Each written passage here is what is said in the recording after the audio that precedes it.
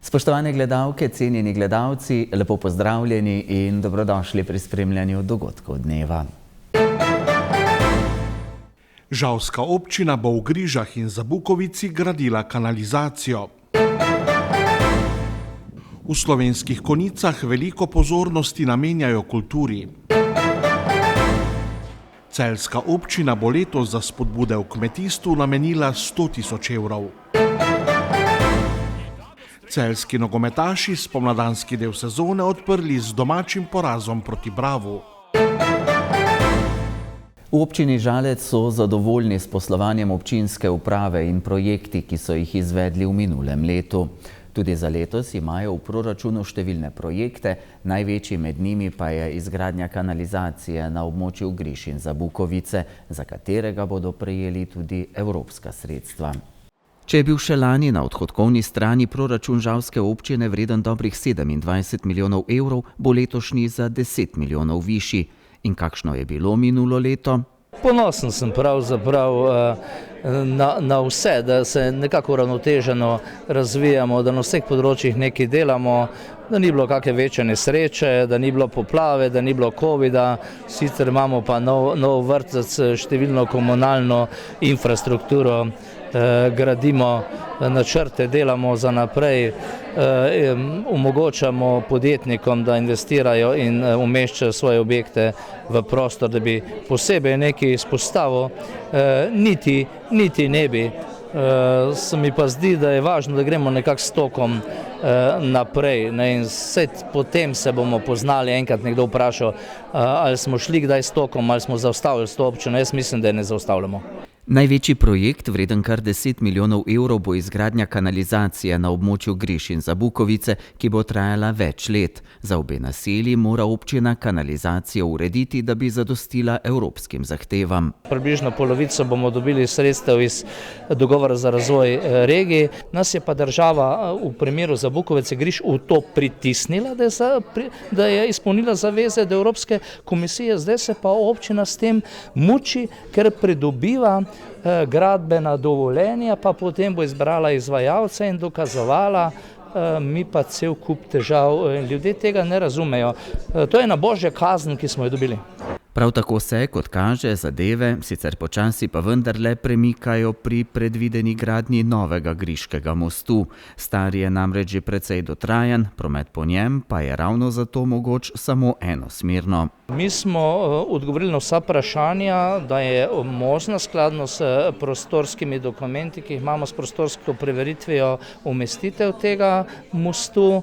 Država bo prevzela obveznost izgradnje tega mostu, ker ni samo most, pomeni most, ko pa je s protipoplavnimi ukrepi gorvodno in dolvodno, večji lok, razširitev.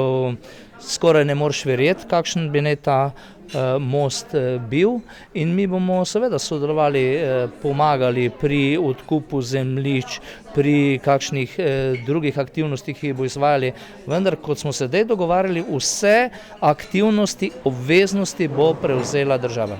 Letos bodo pripravljali projekte za nov vrtec na Ponikvi. Kot kaže, naj bi kmalu zrasel nov nadhod Mavrica, skupaj z občinama Prebold in Polzela pa bodo obnavljali del vodovoda na območju vseh treh občin.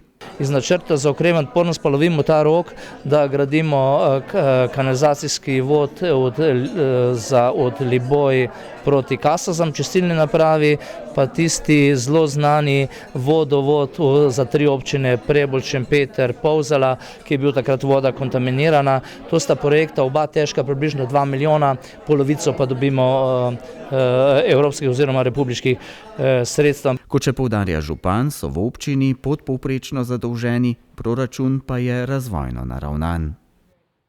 Poročali smo že, da bo letošnje leto v Slovenskih Konjicah v znamenju kar 3 obletnic: 860-letnice Žičke Kartuzije, 100-letnice smrti Adelme von Vaj in 70-letnice prve objave pesmi Huda mravljica v knjigi. Kot poudarja tamkajšnji župan Darko Ratajc, področju kulture v občini namenjajo veliko pozornosti. Mi se trudimo, da bom rekel, in za sredstve, ki jih namenjamo v proračunu, in pa seveda tudi z aktivnostmi, ki jih izvajajo in Splošna knjižnica, Center za kulturne prireditve, TIC. Bom rekel, tukaj veliko naredimo, ne, in mislim, da smo na pravi poti.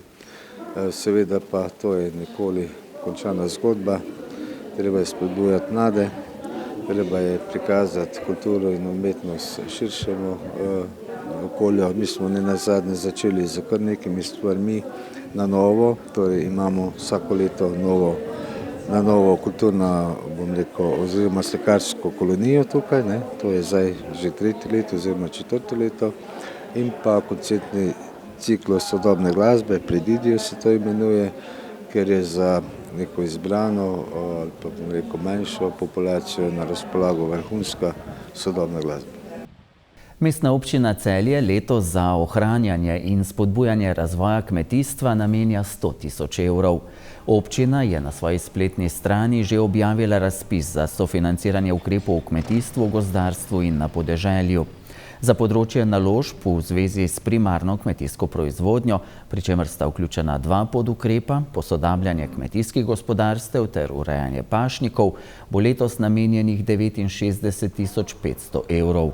Za naložbe v predelavo in trženje kmetijskih in živilskih proizvodov ter naložbe v nekmetijsko dejavnost na kmetiji je namenjenih 20 000, 10 500 evrov pa je predvidenih za šolanje v srednjih poklicnih in strokovnih izobraževalnih programih z področja kmetijstva in gozdarstva ter dejavnosti društev na področju kmetijstva.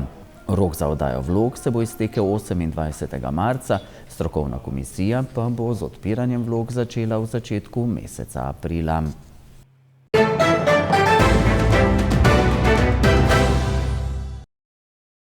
Ta konec tedna se je začel spomladanski del nogometnega državnega prvenstva.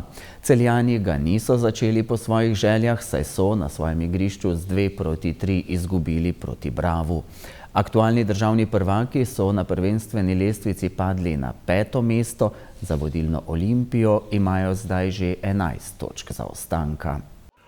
Uvodno srečanje spomladanskega dela sezone se je za Celjane začelo obetavno. V 23. minuti je s strelom s približno 18 metrov Matijo Orbaniča premagal eden izmed številnih novincev, ki so v zimskem prestopnem roku prišli v knežje mesto, 22-letni Šobe. Bravaši so izenačili že v naslednjem napadu.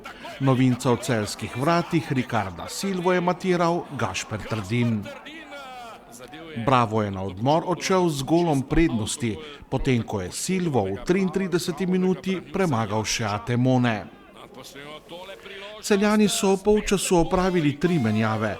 Med igralci, ki so vstopili na igrišče, je bil tudi Ivan Brnič, ki je zadel v svoji prvi akciji in izid izenačil na 2-2.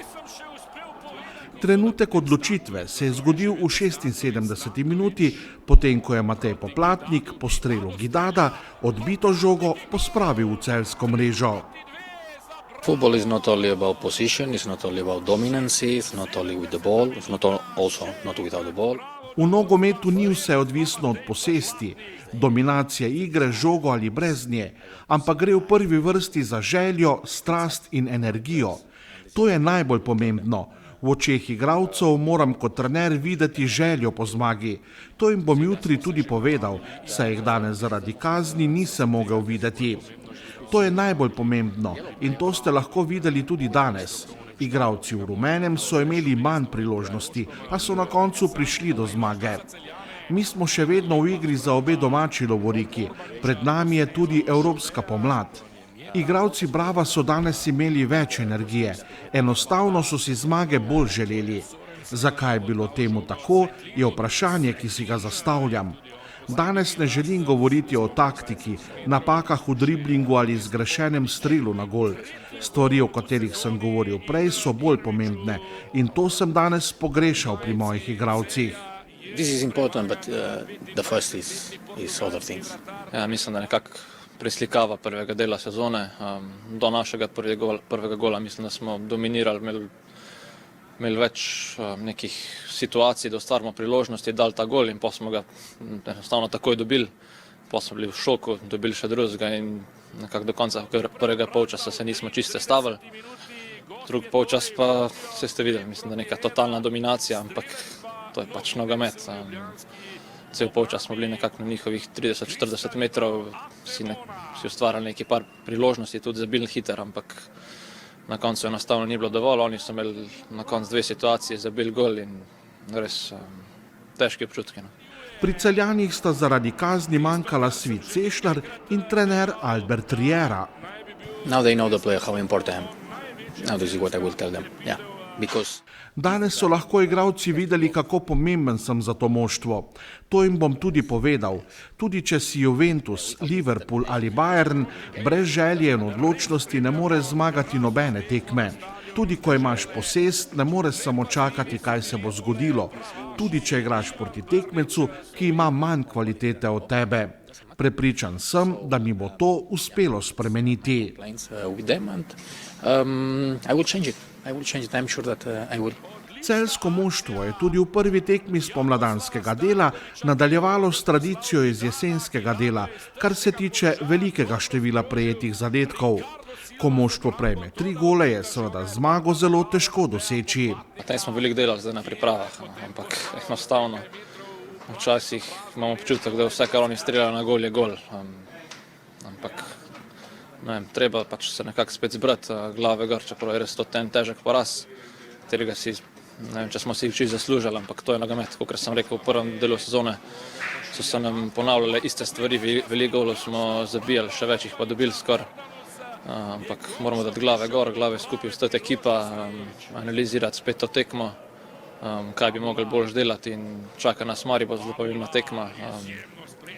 Ni še konca, smemo vršiti puške v koruzo, vse je še odprto in veliko tekem je še do konca. Celjani bodo v naslednjem krogu v soboto 8. februarja gostili moštvo Maribora.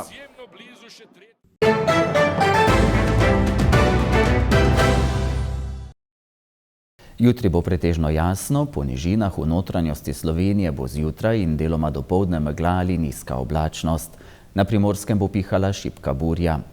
Najnižje jutranje temperature bodo od -5 do -1, ob morju malo nad nič, najvišje dnevne od 5 do 8, na Primorskem do 13 stopinj Celzija. V sredo bo sončno, ponekod po nižinah bo zjutraj megla. Burja na Primorskem bo prehodno ponehala in spet zapihala v noči na četrtek. V četrtek se bo oblačnost od severa povečala, ponekod bo zapihal severovzhodni veter, na Primorskem bo pihala šibka burja. Spremljali ste dogodke dneva, hvala za nocoj, v naši družbi dobrodošli znova jutri. Nasvidenje.